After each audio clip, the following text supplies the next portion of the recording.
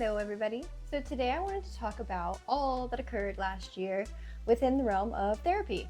So receipts. Last year I spent thousands of dollars on therapy. I know that not everybody can afford that. Because of that, I want to be able to share everything I learned with you. Hopefully y'all can get something out of it. So, number one, you have to communicate your needs to others. People are not mind readers. I know, shocking. And the reason I say this is because for a very long time, I fell into the social media trap of if they wanted to, they would. If your friends care about you, they will intuitively know when to check in, those sort of things. Things that are really toxic and really not constructive, and they definitely are not the foundation upon which good friendships or relationships are built. It's very important to start working on, okay, why am I not comfortable asking for these things? Is it coming from a rational place? A lot of people probably grow up in environments where it maybe was unacceptable, it wasn't part of the culture, or you could be essentially punished for asking for things that you needed or you wanted. A good, healthy relationship will not punish you for having needs, and you should be able to communicate them and have them hopefully met if it's reasonable and it's not something that is actively harming your partner, obviously. The second thing I learned is different copes for different folks and situations. When I first started learning different coping mechanisms, I felt like I was just really bad at it. So I'm going to use deep breathing as an example. Whenever I first started deep breathing, I realized that sometimes it worked and sometimes it didn't. And I felt like it depended on how well I was engaging in the coping mechanism. And that's not true. If you are in the middle of, say, a really strong episode where you're having super intrusive thoughts, you're feeling very overwhelmed, you are beyond the point of deep breaths being able to cut into your core. Deep breaths can help later on once you've initially gotten past that feeling, but when you are super triggered, for example, sometimes deep breaths are not going to do it. So these are a few different copes that I've used in different scenarios, and I'm just going to share them with you. What helps me is not going to be able to help everybody, so please work with me. So deep breathing. These are the situations where deep breathing has worked for me. At night, when I'm laying in bed and I'm struggling to sleep, that's a great time to do deep breathing.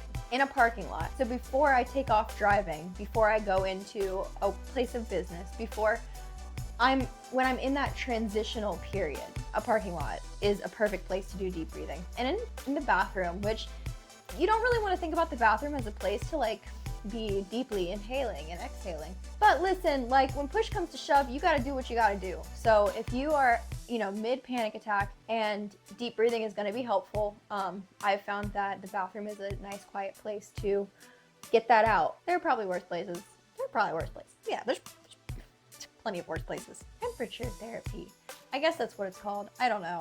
Temperature regulation therapy, I suppose, is a more proper term. Whenever you have super high blood pressure, you tend to feel anxious. That's why a lot of the time when people are feeling really depressed, they tend to lean towards hot showers, hot baths. It's them trying to self-regulate, because when you're depressed, you typically have lower blood pressure, lower heart rate, and to increase those things can make you more alert and can kind of combat those feelings of depression. So if you are feeling super anxious and you feel really overstimulated, overwhelmed, you can use the inverse to try to lower your blood pressure and to calm yourself down. What I do specifically is the ice rollers that people get. I keep one in the freezer all the time, and whenever I feel really hot, because that's part of anxiety for me, is my face flushes. It feels really hot. Getting an ice roller, rolling it on your face, splashing your face with cold water, turning the shower to really cold and just hopping in it really quick and then cutting it off,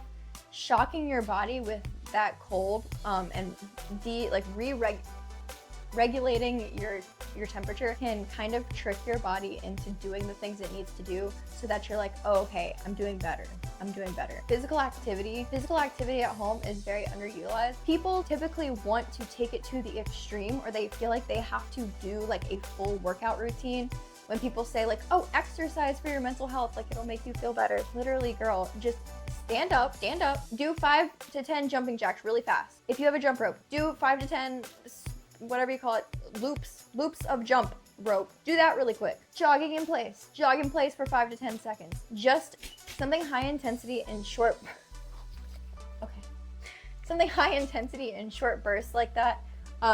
It lets your body know oh, okay, I'm pumping, I'm good, I'm I'm getting there. It's like your body is using so much energy to do that it no longer has energy to partition to these things that like they don't truly need to be sat and like stewed in. But sometimes I think we have so much excess energy and we don't realize it because we feel tired, but we do have that excess energy that's being masked by depression or a poor diet or whatever. If we just got it out, we feel a lot more relaxed. This is one that I've tried. It has helped with specific things, but this is definitely more advanced, I would say. But rescheduling overthinking. So if there's a topic that's particularly triggering or difficult for me to think about, and I can feel that I'm escalating in public just because I'm thinking about this, I will tell myself as though I'm like an adult talking to a child, like, hey, I can tell that this is really important to you and you want to think about this right now and to really like hash things out in your brain. But right now is not a good time. Can we reschedule? And then I'll pick a time like, okay, 6 o'clock tonight, I'm gonna take a bath, I'm gonna take a shower, I'm gonna lay down in bed and just like no screens, just sit for a bit. Then will be a good time. Can we try that instead? And sometimes it works and sometimes it doesn't, but when it does work, it's really useful. Distracting sensations. In a similar way to like splashing your face with cold water, like a shocking sensation can really help disrupt a train of thoughts or a specific mood. The examples I gave are pressing my nail firmly into my thumb. I'll do that if I'm like walking around out in public. Gently biting my tongue, I'll like bite the sides of my tongue. Not like hard, I'm not trying to harm myself. Some people will wear a rubber band around their wrist and they'll pop it. In my shoe, like if I'm wearing sandals, I'm not gonna do it because I don't need the judgment of others. But I'll squeeze my toes like really hard and then I'll release them. Bilateral stimulation. It literally just means activating both sides of your body can help regulate you and calm you down. And that's why just simply going for a quick walk can bring you back to like baseline level. You can look up a list of them, but just simply going for a walk can achieve this. What you eat matters. If you go out to eat, it's gonna cost money. I know that like going to McDonald's, you get a full meal and it's like 10 bucks. We're really kind of running out of the excuse of like, it's cheaper to get fast food because it's really not. And I know that it's time consuming to cook, but hear me out. There are easy and quick ways to make yourself some food. I'm gonna give you an example. When I'm making dinners for myself, I know I can take a pound of hamburger and I can cut it into thirds or I can cut it into fourths. And I can store the rest of it and boom, that's one meal for me. I just cook it up, throw in some taco seasoning, throw it on a tortilla shell with some vegetables or whatever, or nothing, whatever. If you still are working on becoming a vegetable eating girly, that's okay. That's a meal. Chicken hibachi, I make a lot, takes a little bit longer, but literally just cutting it up, throwing in some garlic, soy sauce, teriyaki sauce, onions, other vegetables. If you want like zucchini, mushrooms, you just throw it all in. Just throw it all in there and just keep cooking it until everything's like really, really nice and dark brown and you're feeling good about the chicken cookedness. I haven't died, I haven't gotten sick. There's a lot of like really easy things you can do. Only cook a little bit at a time. If you think you don't have that extra 10, 15, 20 minutes to make yourself dinner or lunch or whatever, you do, because you have that 10, 15, 20 minutes, whatever, scrolling TikTok. So don't come at me with that. Clocked. And just to kind of add on to that, high quality food will keep you full longer. So you're spending less money in the long run, even if your ingredients do add up to being a little bit more, but typically per serving, you're going to be spending just as much, if not less. And high quality food is also going to make you feel better. When you're eating whole foods, when you're cooking your own food, you can feel the energy difference, you can feel the emotional, mental difference, and you don't have to start big. Just start with little things like make yourself breakfast in the morning or make yourself dinner at night. Incorporate whole fruits, incorporate vegetables, eat like a bad female dog. Journaling. I think a lot of people have misconceptions about how hard journaling needs to be. I think that a lot of people think that journaling is either writing down absolutely everything or writing about things that they don't care about but they feel like should be written. Journaling can be whatever you want. If one day you feel like sitting and writing everything that you did, which is really good for like if you have really bad memory loss that comes with depression, anxiety, PTSD. Writing down what you did throughout the day can help you remember the conversations you had. It can help you feel accomplished about the day, because a lot of times you'll do a lot in a day and you'll feel like you did nothing, but you did, you just don't remember it. It doesn't have to look like that though. You can literally write down, I felt really bad this morning. I got out, went to work, talked with some friends on the phone, and now I feel better. And that can literally be it. Just reflecting on your day is is really helpful and it's good for your mental health. Something I've recently incorporated that I've been doing for probably 2.5 months now is a gratitude journal. I have OneNote downloaded on my phone. Otherwise, I mean, just the Notes app will work, or whatever the equivalent is for Android. Write down 3 things at night. Like, you're laying in bed, you're already on your phone, open up your Notes app, write down 3 things that you're thankful for. It could be anything. I have anything from Markiplier to pizza to growth. And then whenever you go to write down the next things, just read the last few.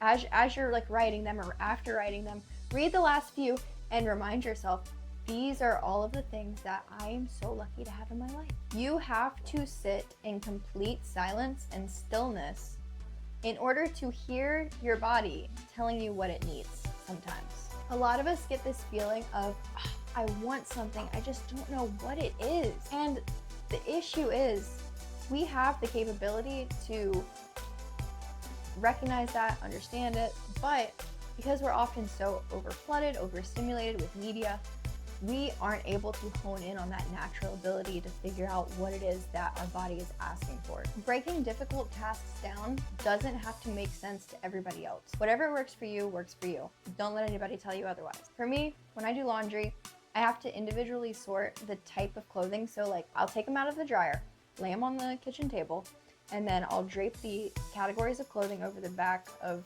the chairs. And then that's my part 1. If I don't have the energy to finish it in that moment, I step away, I let them kind of get their wrinkles out, and then when I come back, I know, okay, this pile is all shirts, I'm doing the same fold over and over again. This pile is all pants, shorts, I'm doing the same fold over and over again. Break things down in a way that makes sense to you, not everybody else. Don't make all of the changes that you want in life immediately. You will crash and you will burn. Add one thing at a time. Make it a habit, make it something that you look forward to, make it something that you are getting some kind of benefit out of, so that you are continuing it because it is something that you are recognizing as adding to your life. If you try to add multiple things at once, you're going to feel overwhelmed, and the moment that you skip one of the things, it's going to bring everything else crashing down. Self-date nights are really important to me because it's kind of like that Miley Cyrus song. Like, it's like reminding yourself that you can give yourself that happiness that sometimes we seek and we think we have to get from other people. I put explore new places, and I say this because it follows the same line of logic as why I like to rearrange my room a lot. And that's because your brain really likes novelty. Even if it's something as simple as driving a different route to work, going a little bit further past your destination just to go somewhere different, going to a new store, somewhere that you haven't been before, that you may not even necessarily care about, but it's just like, oh, I've never been in here before. Let's see what it's like. And who knows, you might find a new hidden gem. Hopefully my thousands of dollars in therapy and knowledge can help someone else. Thank you so much for watching. I hope to see you next week. Bye!